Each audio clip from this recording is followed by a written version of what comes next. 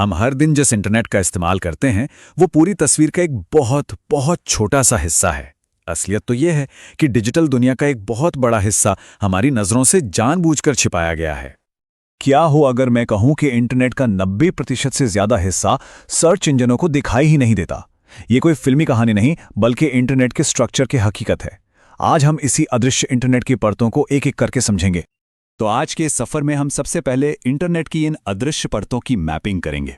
फिर हम deep web के रहस्यों से पर्दा हटाएंगे और समझेंगे कि ये असल में है क्या। इसके बाद हम डार्क वेब की दुनिया में झांकेंगे।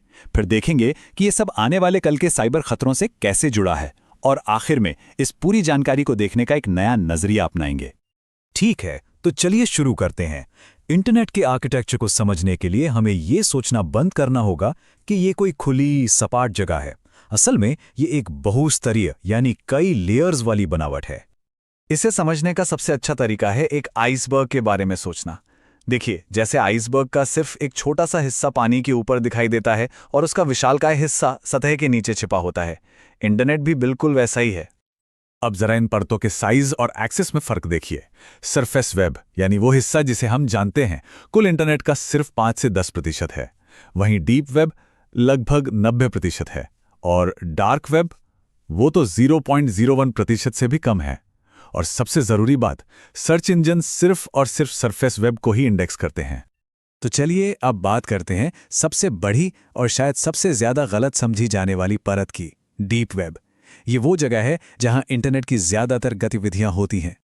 तो आखिर ये डीप वेब है क्या? सीधे शब्दों में कहें तो ये वर्ल्ड वाइड वेब का वो हिस्सा है जिसके कंटेंट को गूगल जैसे सर्च इंजन इंडेक्स नहीं करते। और यहां एक बात साफ कर लेना बहुत जरूरी है कि डीप वेब अपने आप में कोई गैर कानूनी या खतरनाक चीज नहीं है। सच तो ये है कि हम सब हर रोज डीप वेब का इस्तेमाल करते हैं। आपका ऑनलाइन बैंकिंग पोर्टल, आपका जीमेल या कोई और प्राइवेट ईमेल इनबॉक्स, आपके हेल्थ रिकॉर्ड्स, सब्सक्रिप्शन वाले एकेडमिक रिसर्च पेपर्स, कंपनियों के अपने प्राइवेट नेटवर्क्स और यहां तक कि आपकी गूगल ड्राइव या ड्रॉपबॉक्स जैसी क्लाउड स्टोरेज, ये सब कुछ डीप वेब का ही हिस्सा है। तो सवाल उठता है कि ये कंटेंट छिपा हुआ क्यों रहता है? इसके पीछे कई कारण हैं और ये सब डिजाइन का हिस्सा है। पहला कारण तो सीधा सा है, पासवर्ड प्रोटेक्शन। दूसरा है robots.txt जैसी फाइलें, जिनके जरिए वेबसाइट के मालिक सर्च इंजन को कुछ पेज क्रॉल करने से रोकते हैं। तीसरा, कुछ कंटेंट डायनामिक होता है, मतलब वो सिर्फ तभी बनता है जब कोई खास रिक्वेस्ट की जाती है, जैसे कि फ्लाइट सर्च का रिजल्ट। और आखिर में पेवॉल्स होते हैं जो कंटेंट को सिर्फ सब्सक्राइबर्स के लिए ही रखते हैं। इसका एक बहुत ही अच्छा उदाहरण है अमेरिकी जनगणना ब्यूरो। वो लोगों की प्राइवेसी बचाने के लिए खास तरीके अपनाते हैं। इसका नतीजा ये होता है कि सबसे सटीक और असल जनगणना का डेटा डीप वेब में ही छिपा रहता है। ये एक बेहतरीन मिसाल है कि कैसे संवेदनशील जानकारी को सुरक्षित रखने के लिए डीप वेब बेहद जरूरी है। अच्छा, अब डीप वेब से आगे बढ़कर डार्क वेब की बात करते हैं। यहां यह समझना बहुत जरूरी है कि डार्क वेब डीप वेब का ही एक बहुत छोटा, जानबूझकर छिपाया गया हिस्सा है। लेकिन ये दोनों एक ही चीज नहीं है। डार्क वेब तक पहुंचने के लिए टॉर यानी द अनियन रूटर जैसे खास सॉफ्टवेयर की जरूरत पड़ती है। इसका पूरा मकसद ही एनोनिमिटी यानी गुमनामी है। ये यूजर्स और वेबसाइट्स दोनों की पहचान को इंक्रिप्शन की कई परतों के पीछे छिपा देता है।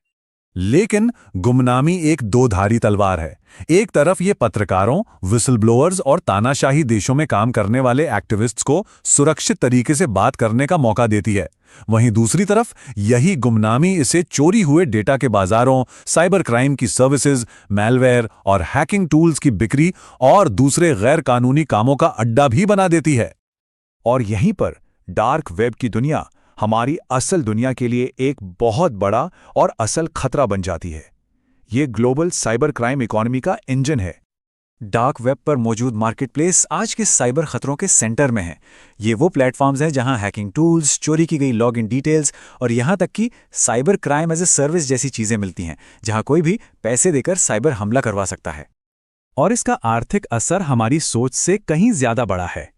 एक अनुमान है कि 2025 तक साइबर क्राइम से दुनिया को होने वाला नुकसान $12 ट्रिलियन तक पहुंच सकता है। सोचिए, ये सिर्फ अमेरिका और चीन के बाद दुनिया की तीसरी सबसे बड़ी इकोनॉमी के बराबर होगा। और इस बहुत बड़ी अवैध अर्थव्यवस्था का इंजन काफी हद तक डार्क वेब ही है।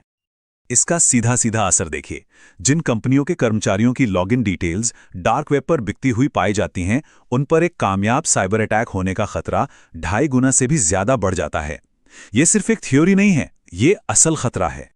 अगर हम 2026 के सबसे बड़े खतरों को देखें, जैसे एआई की मदद से होने वाले हमले, रैंसमवेयर एज ए सर्विस और एडवांस सोशल इंजीनियरिंग, तो इन सभी को ताकत डार्क वेब पर बिकने वाली टूल्स और डेटा से ही मिलती है। मतलब साफ है, खतरा असली है और ये लगातार बढ़ रहा है। तो इन सब बातों का निचोड़ क्या है? यही कि हमें इंटरनेट को समझने के लिए अपना नजरिया बदलना होगा। हमें परतों में सोचने की आदत डालनी होगी। याद रखिए, इंटरनेट कोई खुली किताब नहीं है। इसका एक आर्किटेक्चर है जिसमें कई परतें हैं। इन परतों को समझना ही आज की डिजिटल सिक्योरिटी और जागरूकता की नींव है। ये समझना कि क्या दिखाई दे रहा है, क्या प्राइवेट है और क्या जानबूझकर छिपाया गया है। तो एक बार फिर से दोहरा लेते हैं ताकि ये बिल्कुल साफ हो जाए। सरफेस वेब आइसबर्ग का वो हिस्सा है जो हमें दिखता है। डीप वेब वो विशाल हिस्सा है जो इंडेक्स नहीं होता और ज्यादातर वैध कामों के लिए होता है। और डार्क वेब एक बहुत छोटा गुमनाम हिस्सा है जिसके दोहरे इस्तेमाल हैं, अच्छे भी और बुरे भी। और ये सब हमें एक बहुत ही गहरे सवाल पर लाकर खड़ा कर देता है। इस डिजिटल दुनिया में जहां इतनी सारी परतें हैं, वहां भरोसे की असली बुनियाद क्या है? जब इतनी जानकारी छिपी हुई है, तो हम किसी चीज को वेरीफाई कैसे करें, हम खुद को सुरक्षित कैसे रखें और हम प्राइवेसी और सिक्योरिटी के बीच सही संतुलन कैसे बनाएं?